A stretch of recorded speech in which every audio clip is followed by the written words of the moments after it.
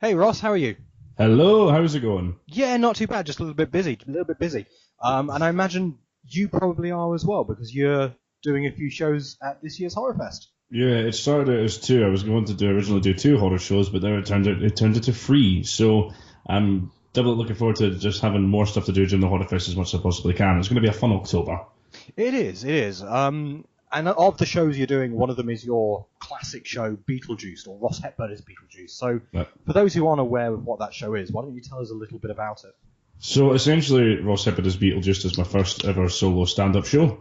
It's a show essentially based on why Beetlejuice is my favourite film of all time. I go into very deep lengths about when I first watched the film, what the film means to me. Come see it, it'll make you laugh, it'll make you cry, it'll have you singing at the end, and most of all, you can leave having a good time knowing that you've been a part of something that I think everybody can relate to, which is obviously a love for Tim Burton films and a love for the film Beetlejuice as well. And your other show is also film related as well, isn't it?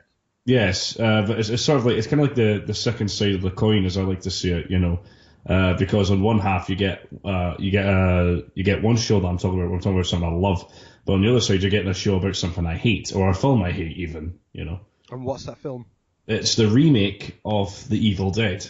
So the remake, not the original. No, no, no. Like the original is my favorite horror film ever made. Like the original film, the original Evil Dead inspired me to want to make movies.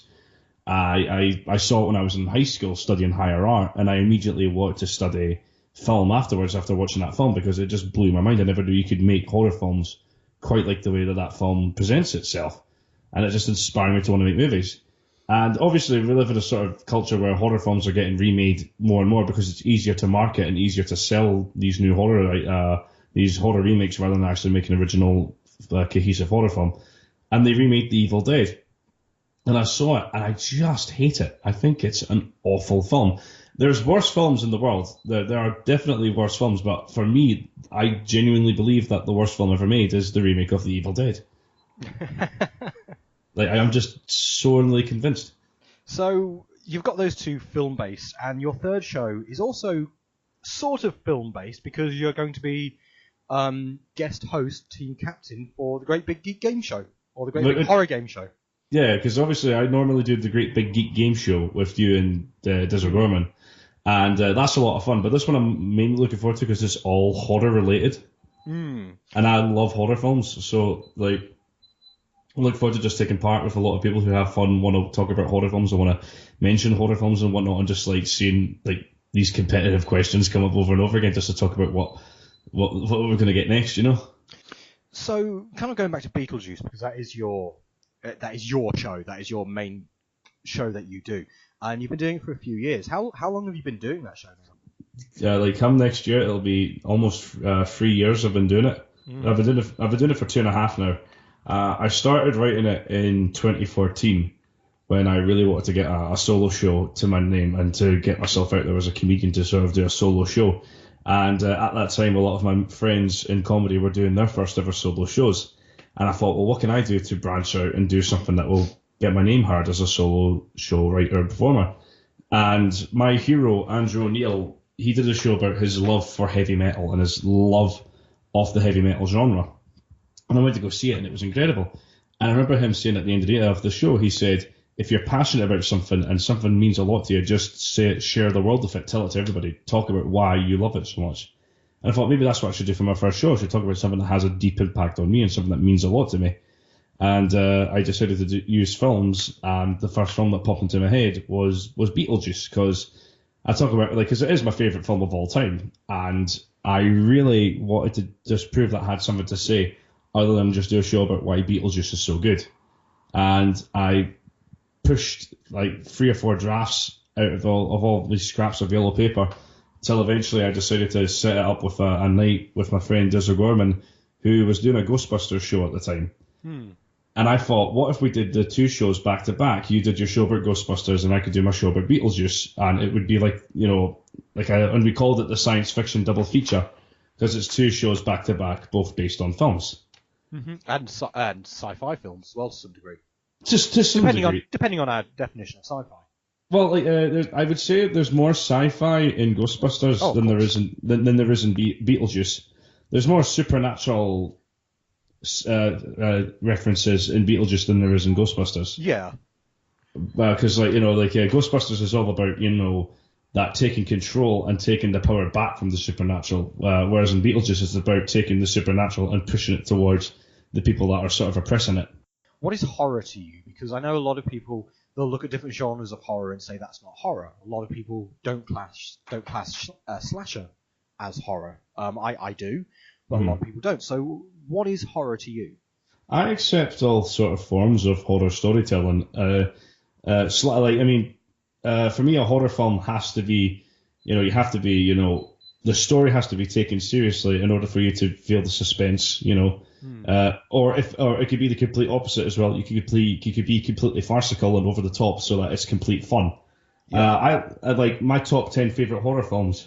They range from being the serious, like the Kubrick and the King adaptations, where you can be serious and still have a good story, but then it ranges to like Reanimator, where it's a bit silly, but it's so much fun. Yeah. And it's still scary because it's got some good suspense in it. But like you look at it going, there's a guy walking around holding his own severed head. That's ridiculous, but it's hilarious and it's fun, and you enjoy the film for what it is. Horror to me, I look at it as just as like a true genre that tests people, because it is. It's like, if you walk away from a good horror film and you're walking away with a sense of anxiety about your situation and your surroundings and the people you're with, you've made a good horror film, Or if, because I'm one of those people, I don't know if you're the same, but when you watch a horror film and people will just like jump or shudder or scare or something like that. Yeah. I don't do that anymore, and I kind of miss it. It's kind of like the opposite of jaded, but it's kind of similar, because I'm not jaded by horror. I still love horror, but like whenever I watch a horror film now, even the ones I like, I still sit there and I just go, God, this is great. How did they do that? This is I could watch this for days. Like, I have watched Andrzej Zulowski's Possession. It's terrifying and it still scares me to this day. That's why it's in my top 10 favorite horrors, and I still get a sense of fear whenever I watch that film. That's why I keep it kind of close to the chest. And there's still times where I watch I watch The Evil Dead, for example. It doesn't scare me anymore because I'm too busy being blown away how beautiful I find the film. Yeah. Because it's so good, because it's got these things that I just can't get over how they done it and how well crafted it is. I just look at the art of it more than anything else. So I see horror as, like, not to sound pretentious, as something of an art form in itself. Because it kind of follows the same structure and formula that comedy has as rules. You have to get the lead in correct so that the punchline pays off. Everything works better in threes and all that sort of stuff. And horror and comedy are very closely entwined in those rules. And so I just see it as a great art form. Maybe that's why comedy horrors work so well, that they are almost, comedy is the inversion of horror, and so they complement each other quite nicely. Yeah, you can say that. There've been some weird exceptions to the rule, obviously. Like in Sam Raimi's case, he'll make the funny moment in his horror films is the horror moment. It's so over the top, ridiculous that you want to laugh, but it's so scary that you can't. Yeah. Yeah, and it's that sort of skill. Like, he sort of mastered that down when he was doing things like Drag Me to Hell or even Evil Dead 2. Yeah. Because he got that skill pretty much down to a T. That's what I was thinking when I was kind of bringing that horror comedy combo together. Was the Evil Dead 2 is probably the, I think, greatest example of comedy and horror being fused in a way that it doesn't make the horror too comedic and it doesn't make the comedy too horror. It makes the balance perfect. Yeah. Sam Raimi had that technique down. Because there's a wonderful video essay that I shared about it recently on my event page for the Evil Dead show, where he pretty much does describe it as, Sam Raimi's using the same basic formula of comedy to make for his horror storytelling, whereas, you have the lead in and the payoff. In horror, you get suspense and total shock. There's that beautiful scene in Drag Me to Hell where the main girl, she thinks she hears something, and the suspense is built by her reactions, and as soon as she lies down, the shock comes off when we see this horror hag witch just appear in her bed out of nowhere and try to strangle her to death. Yeah, but I don't know, because I've always wanted to write a horror comedy. I've always wanted to do one, but I've tried writing both, because I want to like make horror films myself, and I've specifically had a career of writing and performing comedy, that I've never really mastered like blending the lines in the two. So maybe it's just like an art form that I can't do together. But when I watch Sam Raimi do it, I'm just like, that is incredible. And I want to talk about something that's not particularly horror related here, but it is something you are heavily involved in, and has had darker and more macabre elements to it. You run a variety night each month called the Freakeasy. Tell us about that. Well, the Freakeasy Showcase is Edinburgh's premier and alternative variety showcase.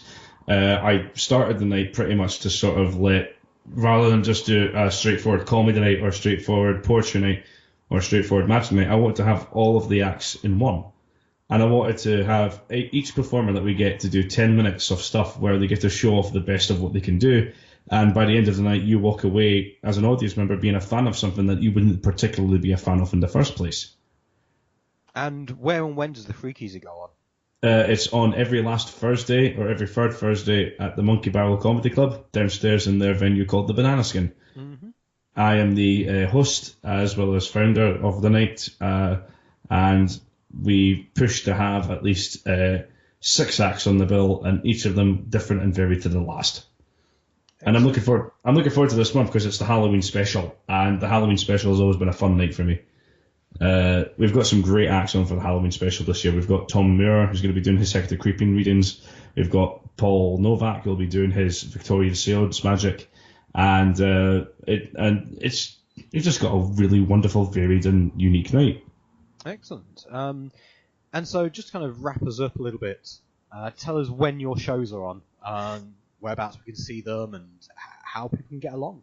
Right, okay, so the first show I'll talk about is obviously BEETLEJUICED. That can be found at the Monkey Barrel Comedy Club downstairs in the Banana Skin. It's on at 7:45, and it's a free show, and it's downstairs. It's on at 7:45, and it's what I've just mentioned. If you love Beetlejuice, if you're not a fan of Beetlejuice, if you're a fan of Tim Burton, if you're not, and you just want to see something during the Horror Fest that's got a heart and it's funny and it's great, then come see Ross Hepburn's Beetlejuice. Also, if you want to see the opposite side of that show and you want to see me just be angry on stage for 45 minutes, come check out Ross Hepburn versus the Evil Dead, where I will literally do a live film review on why the remake of the Evil Dead just doesn't work and why it's not a good film and it's just a terrible film. And hopefully you'll walk away from that going, yes, the original Evil Dead is better and the remake doesn't work. And they're running every night of the festival. Yep, every 5 days. And the time for the Evil Dead show is 10:15 to 11:15, and that is at the Banshee's Labyrinth in the cinema room. Excellent. And just finally, if people want to find out more about you, or they want to find out about the Freakeasy or anything like this, where's the best place to find you online?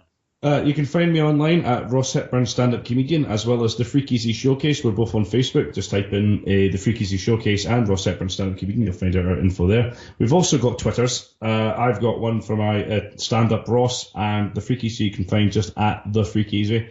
Both on Twitter. You'll find us both there. And we're very much up to date on what we're doing. We've got posters and flyers all over for this month's Freakeasy Showcase, and my posters and flyers for the Edinburgh Horror Festival should be up in about a few days. Excellent. Ross, well, good luck with the shows, and thank you very much. Cheers, thanks. Have a lovely day.